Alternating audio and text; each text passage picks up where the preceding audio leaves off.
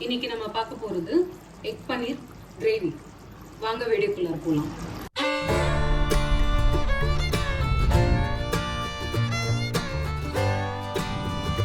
First நம்ம egg பன்னீர் செய்வதற்கு தேவையான பொருட்கள் பாருங்க. மிளகாய் பொடி, மஞ்சள் பொடி, உப்பு, முட்டை 4 மிக்சியில் போட்டு வச்சிருக்கேன். இதில் மிக்சியில் போட்டு இதெல்லாம் போட்டு அடிச்சுக்கலாம். கொஞ்சமாக மஞ்சள் பொடி, மிளகாய் தூள், முட்டைக்கு மட்டும் தேவையான உப்பு, இதெல்லாம் மிக்சியில் போட்டு அடிச்சுக்கலாம். மிக்சியில் அடித்து வச்சதை எடுத்து இந்த பவுலில் வந்து நான் எண்ணெய் போட்டு வச்சுருக்கேன். ஃபுல்லாக இந்த மாதிரி எண்ணெய் போட்டு வச்சா நமக்கு பின்னாடி ஒட்டாமல் வரும் முட்டை. இந்த முட்டை இதில் இப்போ போடுறோம். அடுப்பில் வந்து கடாயை வச்சு தண்ணி ஊற்றி ஹோல்டர் வச்சு, இந்த ஹோல்டர் இந்த மாதிரி வச்சு நம்ம அடித்து வச்ச முட்டை வந்து பவுலில் இருக்கிறது இதெல்லாம் இது மேலே அப்படியே வச்சிடலாம். வச்சு மேலே ஒரு மூடி வச்சு மூடிட்டு அதுக்கு மேலே வந்து இந்த மாதிரி ஒரு ஃபுல்லாக கவர் பண்ணிடுங்க. ஒரு 10 நிமிஷம் இது வேகணும். 10 நிமிஷம் கழிச்சு ஆஃப் பண்ணிட்டு நம்ம வச்சதை பார்க்கலாம். முட்டை இந்த மாதிரி நல்லா கழிச்சு வரும். வெந்திருக்கான்னு பார்த்து செக் பண்ணிட்டு இப்போ இதை எடுத்து அப்படியே நல்லா ஆறட்டும், அப்படியே வச்சிடலாம். ஆறின பிறகு எடுக்கலாம். இந்த முட்டை இருக்கு இல்லையா, நல்லா காஞ்சிடுச்சு. இப்போ கூட்டெல்லாம் போன உடனே இந்த மாதிரி ஃபுல்லாக வந்து ஓரத்தில் வந்து எடுத்துக்கோங்க. எடுத்துட்டு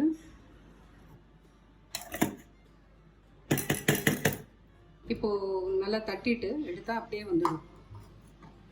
இது வந்து நம்ம பன்னீர் டியூப்ஸ் மாதிரி கட் பண்ணிக்கலாம். இந்த மாதிரி டியூப்ஸ் மாதிரி குட்டி குட்டியாக கட் பண்ணிக்கலாம். பன்னீர் மாதிரி கட் பண்ணி இது ஓரமாக வச்சிடலாம். இப்போது எக் பன்னீர் பீஸாவுக்கு தேவையான பொருட்கள் பார்க்கலாம். கடுகு, மஞ்சள் தூள், மிளகாய் தூள், ஜீரகம், பட்டை, ஏலக்காய் 4 எடுத்திருக்கேன். பால் வந்து ஆடையோடு எடுத்து வச்சுருக்கேன் 1/2 டம்ளரு. ஜீரகப்பொடி, எண்ணெய், நெய் ரெண்டுமே மிக்ஸ் பண்ணி போடணும். உப்பு, கரம் மசாலா, வெங்காயம் 2 எடுத்திருக்கேன்.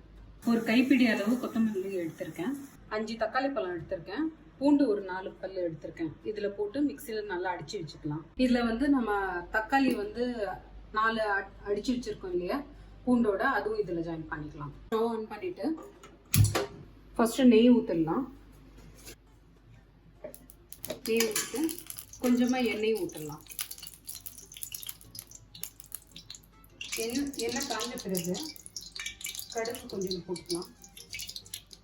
கடுகு போட்டோன்னா நம்ம 2 பட்டை, ஏலக்காய் எடுத்து வச்சுருக்கோம் இல்லையா, அதையும் போட்டுடலாம். ஜீரகம் 1/2 ஸ்பூன் போடலாம். அதை நல்லா ஃப்ரை பண்ணிவிட்டு நம்ம பொடி பொடியாக கட் பண்ணி வச்சுருக்க வெங்காயத்தையும் இதில் போட்டுடலாம். இதை நல்லா ப்ரௌனாக வர வரைக்கும் நல்லா வதக்கணும். அப்போ தான் கிரேவி நல்லா நடுவில் இந்த மாதிரி கலரிட்டே இருந்தோம், இல்லைன்னா அடிப்பிடிச்ச போகுது. இன்னும் கொஞ்சம் வதங்கணும். நல்லா சுண்டி வர வரைக்கும் வதங்கணும். நல்லா ப்ரௌனாக வதங்கிடுச்சு பாருங்கள். இந்த ஸ்டேஜில் வந்து நம்ம தக்காளியையும் பூண்டு அரைச்சி வச்சுருக்கோம் இல்லையா, இதை இப்போ ஊற்றணும்.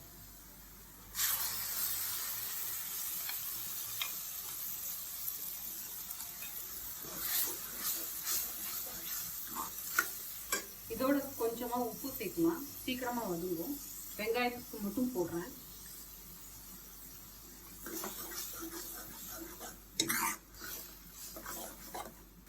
இதை நல்லா தண்ணி தக்காளியில் இருக்கிற தண்ணி எல்லாம் ட்ரை ஆகுற வரைக்கும் வதங்கணும்.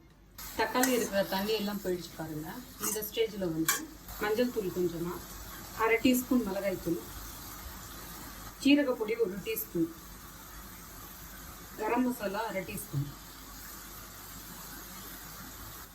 இது போட்டு நல்லா வந்து இந்த வாசனை போகிற வரைக்கும் நம்ம இப்போ வதக்கலாம். நல்லா பாருங்கள், வாசனை எல்லாம் போயிடுச்சு. பச்சை ஸ்மெல் எல்லாம் போன பிறகு ஒரு 1/2 கிளாஸ் தண்ணி ஊற்றலாம். இப்போது இந்த தண்ணியும் நல்லா வத்துற வரைக்கும் நம்ம வெயிட் பண்ணலாம். நல்லா தண்ணியெல்லாம் ட்ரை ஆகிற வரைக்கும் நம்ம வெயிட் பண்ணலாம். இந்த தண்ணியை நல்லா வத்திடுச்சு பார்த்தீங்கன்னா. இப்போ கொஞ்சமாக நெய் ஊற்றலாம். இன்னொரு தடவை நெய் ஊற்றிட்டு நல்லா இன்னொரு தடவை கலரிட்டு இந்த கிரேவிக்கு தேவையான உப்பு இப்போ போட்டுடலாம்.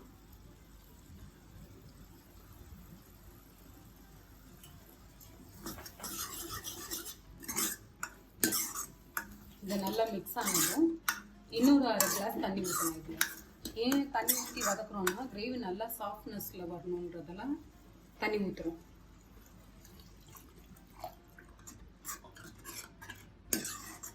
இந்த ஸ்டேஜில் பாருங்கள், கொஞ்சம் தண்ணி நல்லா வதங்கின பிறகு நம்ம பால் எடுத்து வச்சுருக்கோம் இல்லையா, ஃப்ரெஷ் க்ரீம் பதிலாக நம்ம இந்த பாலை சேர்க்கணும். ஆடையோடு இருக்கிற பால் சேர்த்தா நல்லாயிருக்கும். இதில் இப்போ ஊற்றலாம். பால் ஊற்றும்போது எப்போவுமே நம்ம அடுப்பு ஸ்லிம்மில் வச்சுக்கணும், இல்லைன்னா பால் ஊற்றும்போது நல்லா தெரிஞ்சு வந்துடும். ஆடையெல்லாம் நல்லா மிக்ஸ் ஆகுற மாதிரி நம்ம இப்போ நல்லா கலரி விடணும். ஒரு தடவை நல்லா கலரிட்டு ஒரு 5 நிமிஷம் கழிச்சு உப்பு காரம் இப்போ செக் பண்ணிக்கோங்க. நம்ம கட் பண்ணி வச்சுருக்கிற முட்டை இதில் போடலாம்.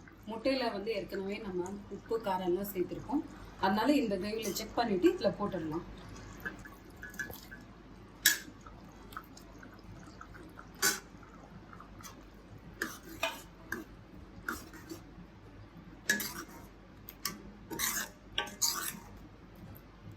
ஒரு 5 நிமிஷம் இது வேக விடலாம். அப்படியே ஸ்டவ் சிம்மில் வச்சுட்டு ஒரு 5 நிமிஷம் மூடி வச்சிடலாம்.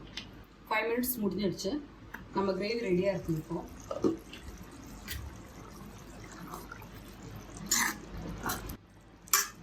கலரிட்டு நம்ம கொத்தமல்லி எடுத்து வச்சுருக்கோம் இல்லையா, இது மேலே இப்போ போட்டுருவோம். இப்போ சூடான எக் பன்னீர் கிரேவி ரெடியாக இருக்குது. உங்களுக்கு இந்த வீடியோ பிடிச்சிருந்தா லைக் பண்ணுங்கள், ஷேர் பண்ணுங்கள், கமெண்ட் பண்ணுங்கள். நான் வேறு ஏதாவது டிஷ் செய்யணுன்னு நினச்சிங்கன்னா அதையும் கமெண்ட் பண்ணுங்கள். அப்புறம் மறக்காமல் எங்கள் 12G சேனலை சப்ஸ்கிரைப் பண்ணுங்கள்.